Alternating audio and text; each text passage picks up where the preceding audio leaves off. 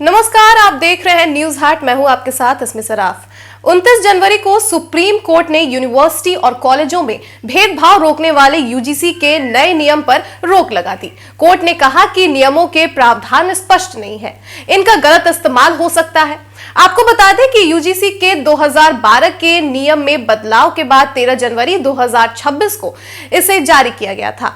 कुछ स्टूडेंट्स इसे जरूरी बता रहे थे तो कुछ इसका विरोध भी कर रहे थे।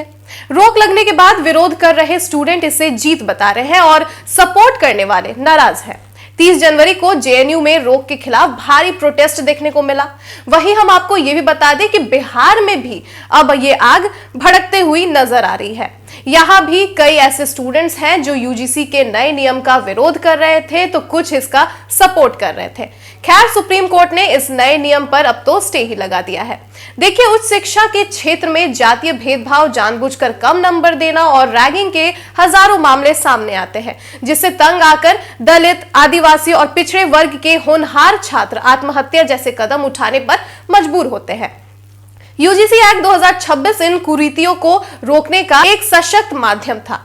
जब कोर्ट ने इसे नए नियम पर स्टे लगा दिया तो जाहिर सी बात है कि वह छात्र जो कि एससी, एसटी या ओबीसी से आते हैं उनमें भारी आक्रोश होगा ही। तो आपको बता दें कि विश्वविद्यालय अनुदान आयोग यानी कि यूजीसी की ओर से अनुसूचित जाति यानी कि एससी, अनुसूचित जनजाति यानी कि एसटी और अन्य पिछड़ा वर्ग यानी कि ओबीसी के छात्र छात्राओं को उच्च शिक्षण संस्थानों में न्याय और समानता दिलाने के लिए बनाए गए यूजीसी 2026 पर सुप्रीम कोर्ट की ओर से मात्र 15 दिनों के भीतर रोक लगाए जाने के विरोध में छात्र समाज में भारी आक्रोश है। इस फैसले और बहुजन छात्रों के साथ हो रहे ऐतिहासिक अन्याय के खिलाफ 2 फरवरी यानी कि कल अमर शहीद बाबू जगदेव प्रसाद की जयंती के अवसर पर पटना यूनिवर्सिटी और पटना सहित पूरे बिहार में एससी, एसटी, ओबीसी समाज के छात्र उग्र आंदोलन और प्रदर्शन करने वाले हैं।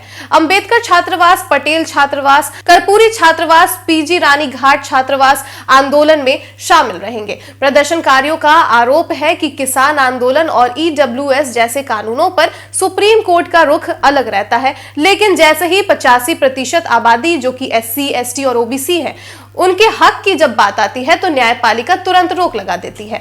उनका कहना है कि हमारी मांग है कि निजी क्षेत्र, न्यायपालिका, जल, जंगल, जमीन, उद्योग और खनिज संपदा जैसे सत्ता के तमाम स्रोतों में एससी, एसटी, ओबीसी को उनकी 85% आबादी के अनुपात में आरक्षण और हिस्सेदारी मिलनी ही चाहिए। तो आपको बता दें कि कल भारी आंदोलन देखने को मिलेगा जो कि पटना यूनिवर्सिटी के स्टूडेंट्स करने वाले हैं। तो इस पूरे मामले पर आपकी क्या राय है, हमें कॉमेंट सेक्शन में जरूर से बताइएगा। फिलहाल के लिए बस इतना ही। आप देखते रहिए न्यूज हाट। धन्यवाद।